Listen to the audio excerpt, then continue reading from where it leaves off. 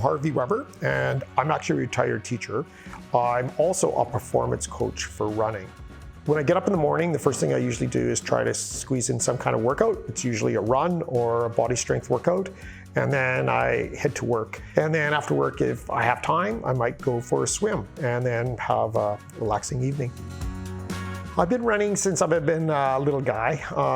I was always running everywhere on the farm. Basically, I would say if I started running competitively, it was probably about grade 5 in some school relays that were just short sprints.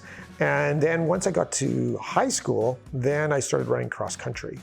And so probably about 12, 13 years of age. My first national competition was in 1985 at the Jeux Canada Games in St. John, New Brunswick. And I actually ran the 10,000.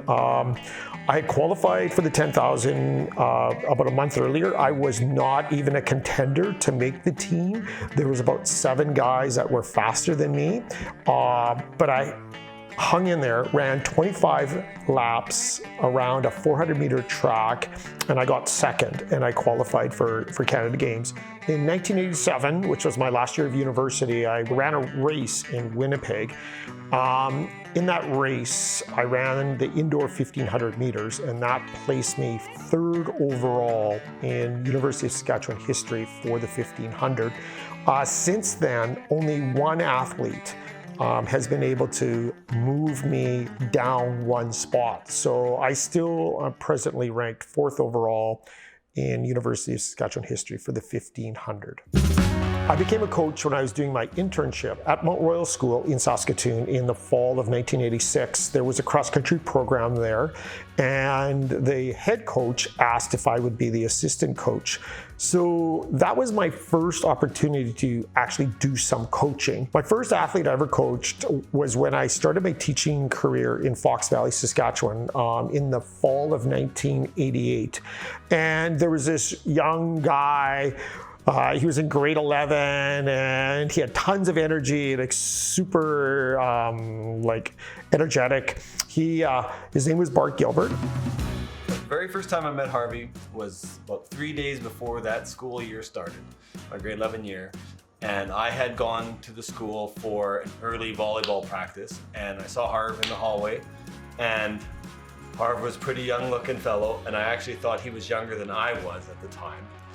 And so we just said hi in the hallway, and away I went. And then that Monday or Tuesday, whenever the school started, he was introduced as one of the new teachers that year. And I was like, but he looks like he's 15 because he was pretty young looking. Well, even then and today has always just been a really great coach. When we were younger, Harvey was an athlete learning to be a coach, right? And so we would go running and he would be training for himself and I would be tagging along. Now today, his knowledge of training is so much grown. I always, when I watch him do it now and I think about when I was younger and he was younger and just how much he's grown as a coach and and he just understands every aspect of whether it's running distance or running sprint or jumping, like he's just been around it. So yeah, he's just always been just a real personable, caring coach. One thing about being a coach is you have to read your athlete. And if you're working with a number of athletes, that might mean athletes are doing different things. There's some people that are just naturally gifted in a certain distance or strength or skill. And what you do is other athletes may not be at that same potential initially, but if you are a good coach, you are able to see what their strength is, utilize their strength, and make them a better athlete. I try to get my run in the morning, especially if I'm going to be running by myself. I run on the north part of the Meewasin, which is right on the Saskatchewan River. The best thing about running is it's not just the physical aspect of running. You have basically the mental aspect. It's amazing for promoting positive mental health because you're setting goals, you're accomplishing things, you're being responsible. What happened with COVID is all of a sudden you weren't allowed to be going out and socializing. You weren't even able to go to work. And I'm not the type of person to sit in my apartment or my condo very long. So one of the best things I could do was go out for a run. And that kept me really content. Almost everybody can do some aspect of running, but you need to start with a walk-run program if you haven't been running before, and you need to progress from there. You cannot start off too fast. My name is Brian McCashew, and I own a store called BrainSport in Saskatoon. My typical day, well, I kind of try not to do any one thing, and I try to delegate as many things as I can, and then support those people in what I've asked them to do. I am 51, and I started running when I was about 12 years old. I started just running around the block, maybe one time, and I did it a couple times, and I did it more. And I really liked how I felt after, so I kind of got addicted to it at a really young age. The first marathon I ever did was the Saskatchewan Marathon in 1992, and I was 22 years old. And I was used to running shorter distances, so I went out at a much too fast pace, and I really fell apart at about 30 kilometers, but I was able to hold on my lead, and so I won my first marathon. I do know that he's a marathon runner, and my funny story is that he's always way out ahead of me, and I usually see him when he's working hard on his way back, and we normally cross paths somewhere out there. I started running in the year 2000, and that year I volunteered for the Saskatchewan Marathon, and I stood out in the rain and helped direct traffic, and Brian won that marathon. BrainSport opened on July 13th, 1991, so this July will be it'll be 30 years of business. And I had worked in another running shoe store before that, and I really found I loved the process of helping someone find a pair of running shoes. And kind of, I think a very important distinction is I kind of didn't care what their goals were or who they were. I wanted to help a person find the best shoe that they could so they could achieve their goals. It wasn't my first name for a store. When I was in high school, my nickname was Brain, just as a kind of a play on Brian. And a friend kind of jokingly said, well, you should pick BrainSport. I thought it was a bit silly, so I reluctantly said yes. And I was kind of embarrassed by the name for quite a few years. And then once people think about the name BrainSport, it's kind of has a few different meanings, right? So running really helps your brain. There's lots of science that proves that. And then when you're competing, it's usually your brain that tells, sometimes you have to think about, not giving up and continuing to try your best. My running coach, he's also a journalist. He wanted to go to Africa to write some positive stories. One of the stories he wanted to write about was, why are Kenyan runners so fast? He did a bit of research, and he phoned a man by the name of Kip Keino, who's a multi-Olympic winner, and he's got an orphanage and a school, and he also has a training camp for young African runners.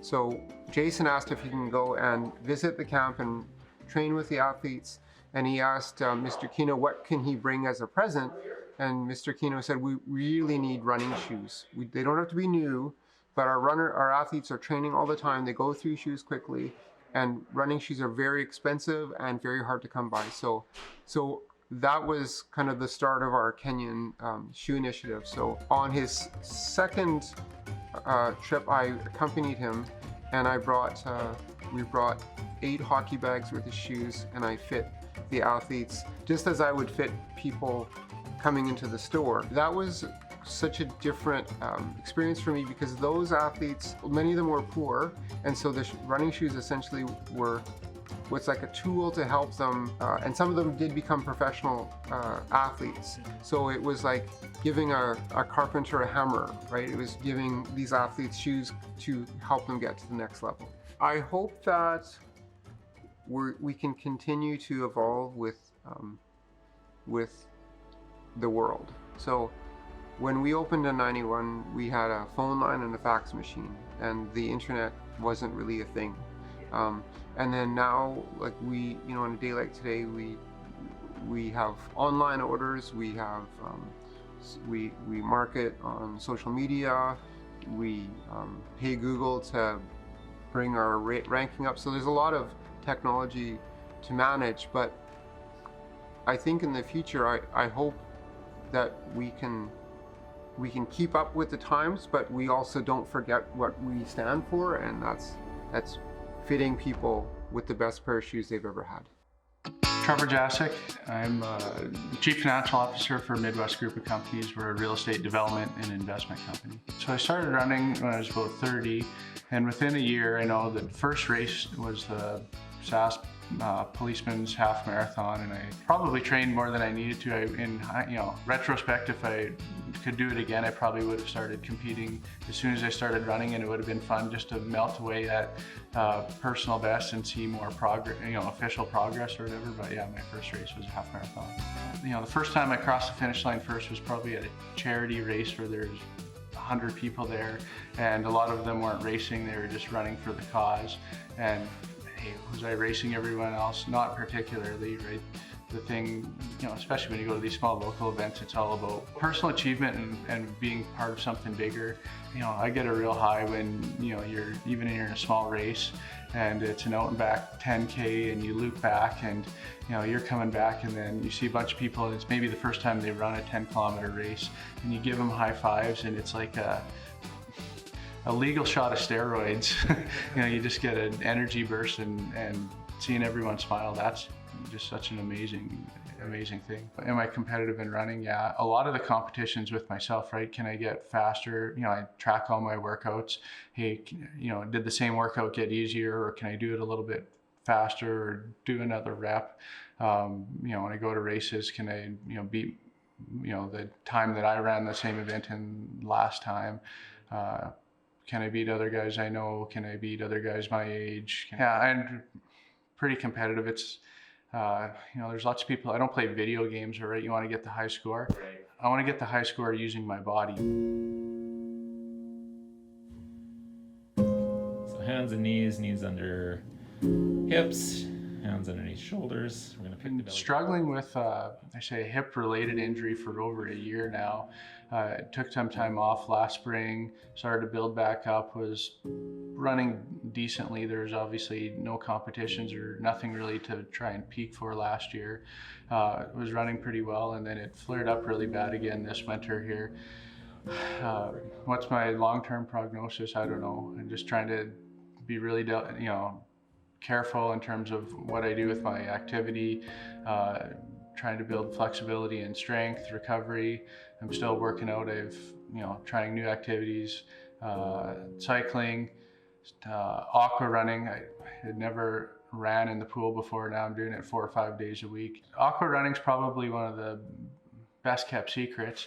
It's something a lot of competitive runners do during injury. Basically, it's non-impact, non-weight bearing running motion in the deep end of a pool where you try and mimic running form. So there's no impact, but it's fairly high resistance. It's like running, pulling a little mini parachute, because anyone can think about if you're standing in a swimming pool and you moved your hand side to side, there's much more resistance on your hand than there would be when you're waving your hand in the air. So think about if you have your whole body submerged, just your head above the water, and you got to pull 140, 180 pounds, however big you are, pull that body through the water in a much less efficient form than running when you're just skimming on top of the water, paddling like crazy.